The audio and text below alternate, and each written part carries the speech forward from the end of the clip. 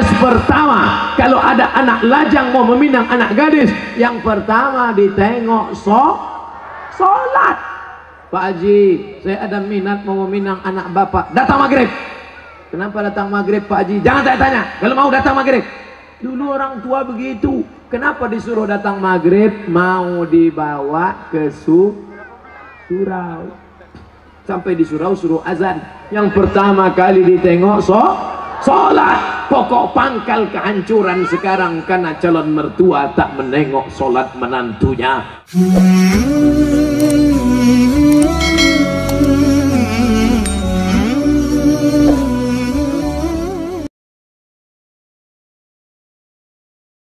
Yang pertama, akidahnya mesti kuat. Setelah akidahnya baik, yang kedua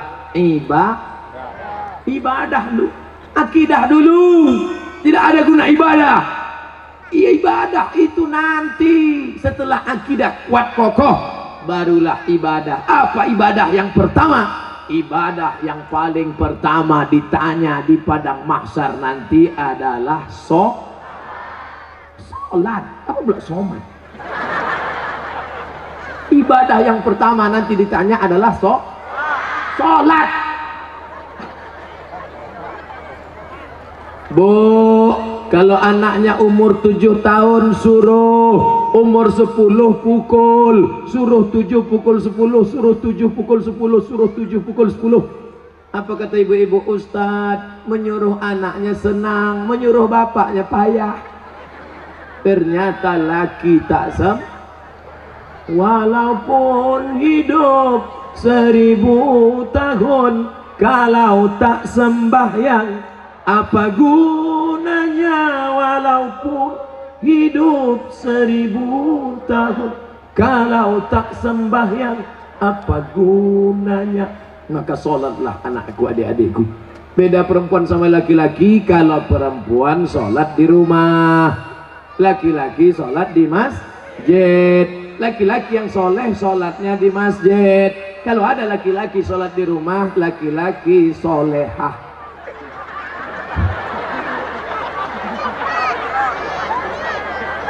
Lama sudah saya berceramah, baru inilah SpongeBob datang.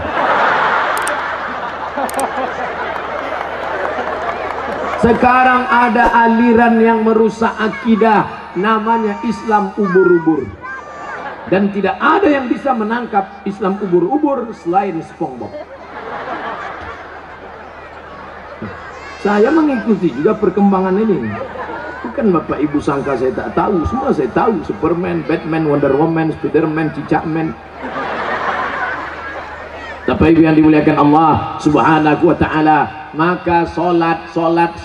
Tak terhitung tak berapa SMS yang masuk ke HP ini menyanyikan, Ustadz, bolehkah saya menggugat suami saya cerai karena suami tak sholat? Saya tanya, dia nggak sholat dari dulu apa sekarang? Dari dulu Pak Ustadz. Kenapa mau nikah sama dia? Memang dulu saya pun tak sholat. Saya setan, dia iblis. Oh, patutlah berjodoh. Tapi sejak mendengar ceramah Ustadz, akhirnya saya sekarang tobat. Suami belum juga sholat. Kita doakan suami yang belum sholat, mudah-mudahan dapat hidayah. Ya Allah, kirimkanlah hidayahmu kepada suami-suami yang belum sholat, ya Allah. Kalau tak juga dia berhenti sholat, matikan dia, ya Allah. Jangan diaminkan. Nanti ibu balik mati dia, jadi jelo, janda muda. Bapak Ibu yang dimuliakan Allah Subhanahu wa ta'ala. Oleh sebab itu maka mudah-mudahan yang gadis-gadis yang cantik-cantik dapat kalian nanti pemuda yang soleh-soleh, yang sholat-sholat. Yang bilang amin itu yang belum nikah. Yang udah nikah pula. Fit and proper test pertama, kalau ada anak lajang mau meminang anak gadis, yang pertama ditengok sholat. Pak Haji, saya ada minat mau meminang anak bapak, datang maghrib. Kenapa datang maghrib Pak Haji? Jangan tanya-tanya, kalau mau datang maghrib. Dulu orang tua begitu. Kenapa disuruh datang maghrib? Mau dibawa ke surau. Sampai di surau suruh azan. Azan dulu. Bapak kenapa? Saya habis minum es 3 drum batu. Kau azan. Azan lah anak muda tadi. Allahu Akbar, Allahu Akbar. Dipakainya lagu yang slow supaya lembut hati Pak Haji. Agak-agak merayu sedikit. Hayya 'alas salat.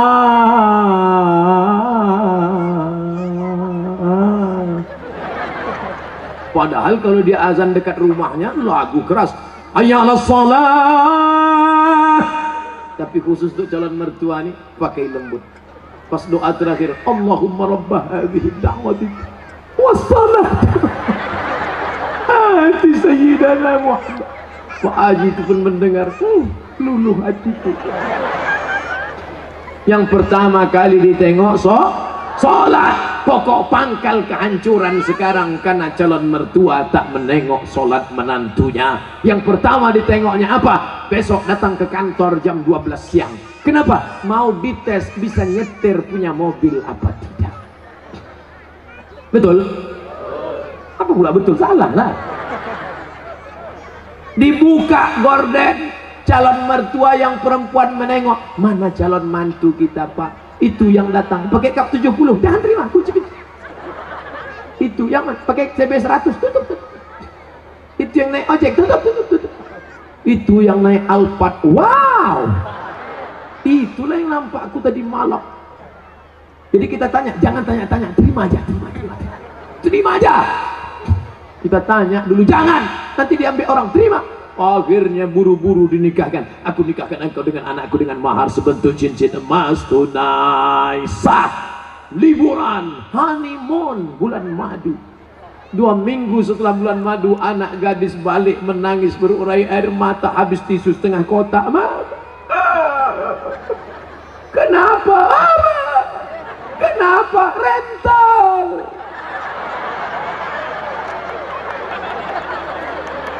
Makanya pokok pangkal yang pertama ditengok adalah sholat. Tenda ini kenapa bisa tegak berdiri kokoh? Kenapa? Karena ada tiang 1, 2, 3, 4, 5, 6, 7, 8, 9, 10 tiang dari depan ke belakang 10, 100 tiang. Tiang segala ibadah adalah sholat. Haji bolak-balik ke Makkah tapi tak sholat, tak ada guna haji. Hajinya haji mabur. Makanya tak ada perubahan. Duit banyak, sawit banyak, duit banyak, pergi haji. Heran saya nengok Pak Haji itu Pak Ustaz. Kenapa? Tak ada perubahan. Dulu sebelum berangkat haji pakai celana pendek, setelah haji tak bercelana sama sekali. Tak ada perubahan. Bangga kita melihat polisi sholat. Polisi pakai seragam sholat di masjid. Allahu Akbar. Langsung saya panggil anak muda. Tengok tuh, polisi aja sholat. Apa ibu-ibu pun dipanggilnya anaknya. Sini nak, tengok tuh nak, polisi sholat. Ayah kau baru hansip, dah tak sembahyang. Mohon maaf Pak hansipnya. Mau Satpol PP, mau pejabat, mau TNI Polri, mau apapun engkau, ketika sampai masanya yang ditanya adalah sholat. Tidak ada malaikat bertanya, dulu kau mati jabatan terakhir kepala dinas, kepala badan, kepala kantor? Dulu kau mati sempat golongan apa? 4A, 4E, 4D, 4C? Tidak ada. Itu nanti. Yang pertama ditanya, inna awwala ma yuhasabu bihil abdu yaumal qiyamah. Yang pertama kali ditanya adalah sholat. Yang masa-masa lalu kau sudah, maka apa boleh buat? Taubat nasuha. Nanti malam sholat sunat taubat 2 rakaat. Usolli sunnata taubat raka'ataini lillahi ta'ala. Allahu Akbar. Sholat sunat taubat suaranya tidak dikuatkan, tapi kalau tahajud baru kuat. Alhamdulillah. Siapa yang jadi imam? Anak Karang Taruna Sungai Bangkai. Karang Taruna, diambilnya air, dipercikkannya ke wajah istrinya. Mereka pengantin baru. Bangun! Nah, itu kalau nikahnya udah 20 tahun. Tapi kalau yang pengantin baru nikah kemarin, wake up my darling, wake up my honey. Dibentang mereka lah sajadah. Apa judul kita malam ini bang? Di bawah mihrab cinta. Allahu Akbar. Bismillahirrahmanirrahim. Alhamdulillahi Rabbil Alamin. Ar-Rahmanir-Rahim. Malik Yaumiddin. Terbangun mertua di sebelah. Kenapa cepat betul masjid hidup mikrofon? Bukan masjid bang. Jadi suara apa? Anak kita di sebelah sedang sholat tahajud. Mereka baru nikah sudah tahajud. Kita udah 25 tahun nikah tak pernah tahajud. Mertua mulai mencari-cari di mana suara, dibukanya pintu, ditengok, rupanya suara HP. Anak Bapak Ibu yang dimuliakan Allah Subhanahu wa taala, yang kekal abadi hanyalah salat. Kalau rezeki sudah murah, mulailah berinfak, berzakat dan sedekah. Salat juga lagi. Salat udah, ini kurang konsep yang Pak. Salat udah, sedekah lah, bagi sedekah. Bantu anak yatim, fakir miskin, saudara-saudara kita. Balik dari sini cari mana sekolah MDA. Bapak kepala MDA, ya, berapa lokal yang perlu dibangun, berapa kursi yang perlu diganti, berapa papan tulis, berapa anak yatim yang belum bayar. Bapak mau nanya? Enggak, tanya aja. Bapak Ibu yang dimuliakan Allah, mudah-mudahan anak-anak kita ini berhasil bisnisnya insya Allah. Yang punya kebun kelapa, mudah-mudahan kelapanya sejauh mata memandang. Yang punya kebun sawit cukup untuk 70 keturunan. Yang punya mobil, mudah-mudahan mobilnya makin banyak. Mobil cantik, mobil mahal. Ada mobilnya yang bisa dibawa mati? Ada. Gimana caranya? Wakafkan mobil ini ke masjid, tulis di belakangnya ambulansi. Tuh, mobil yang paling mahal, mobil ambulan. Siapa yang mau masuk di situ? Gratis. Syaratnya sakit. 2 gondang, kalau tak sakit mati.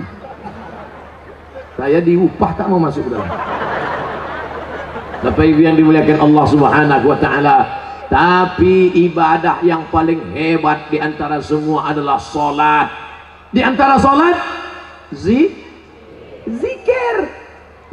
Subhanallah wa bihamdihi subhanallahil azim, subhanallah wa bihamdihi subhanallahil azim. Di antara zikir yang paling afdalu zikri fa'lam annahu la ilaha illallah.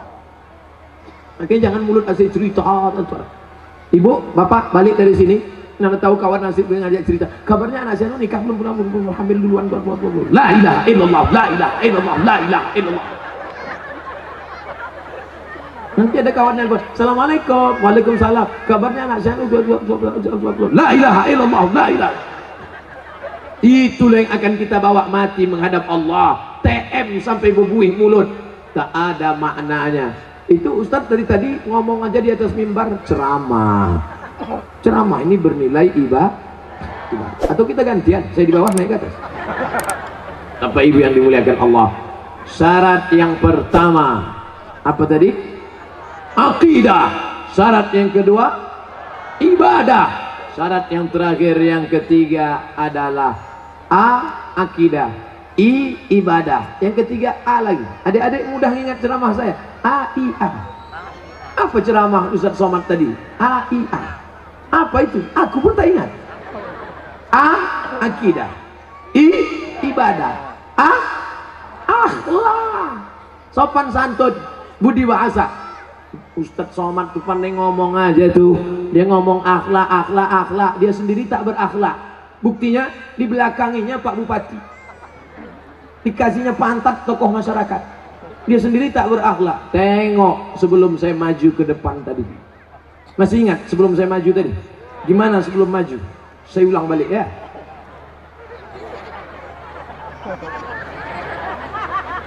Nampak? Saya gini dulu. Ini tak pernah saya pelajari di Mesir, tak pernah saya pelajari di Maroko. Salam ini dapat dari mana? Mahabharata.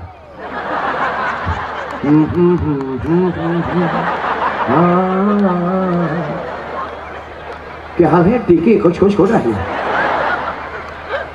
Kita sopan santun tata krama. Begitu saya angkat tangan minta izin, maksud saya tuan-tuan guru, alim ulama, bapak bupati, boleh saya maju ke depan? Mereka pun mengangguk.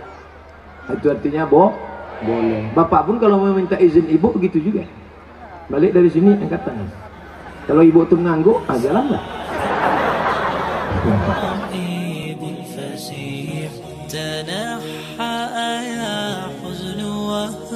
فؤادا توكل بجد بعزم